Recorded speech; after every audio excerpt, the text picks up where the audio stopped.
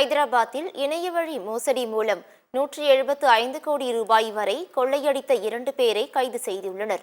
ஹைதராபாத்தில் சுமார் 600க்கும் மேற்பட்டவர்களிடமிருந்து 2 மாதங்களில் 175 கோடி வரை கொள்ளையடிக்கப்பட்ட சம்பவத்தில் தெலுங்கானா சைபர் செக்யூரிட்டி பியூரோ போலீசார் நடத்திய விசாரணையில் பல திடுக்கிடும் உண்மைகள் வெளிவந்துள்ளன. பாதிக்கப்பட்டவர்கள் 600 பேர் கொடுத்த புகாரின் பேரில் சைபர் கிரைம் போலீசார் தீவிரமாக விசாரணை நடத்தினர். அப்போது ஹைதராபாத் சம்ஷீர்கஞ்ச் எனும் பகுதியில் உள்ள SBI வங்கியில் கடந்த பிப்ரவரி மாதம் 6 பேர் கரண்ட் வங்கி கணக்கை தொடங்கியுள்ளனர்.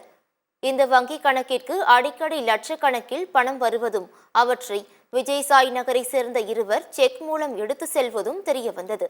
ஆட்டோ ஓட்டுநர்களுக்கு கரண்ட் அக்கவுண்டா என போலீசாருக்கு சந்தேகம் வந்து அனைவரையும் பிடித்து விசாரித்தனர்.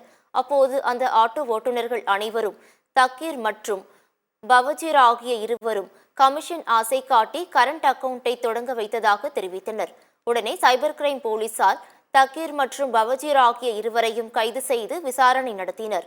அப்போது பொதுமக்களிடமிருந்து துபாயில் உள்ள நபர் சைபர் மோசடி மூலம் பணத்தை கொள்ளையடித்து 6 வங்கி கணக்கில் டெபாசிட் செய்வார் எனவும் அவற்றை நாங்கள் இருவரும் உடனடியாக வங்கியில் இருந்து எடுத்து ஹவாலா அல்லது கிரிப்டோ கரன்சி மூலம் துபாய்க்கு அனுப்பிவிடுவோம் என்றும் தெரிவித்தனர்.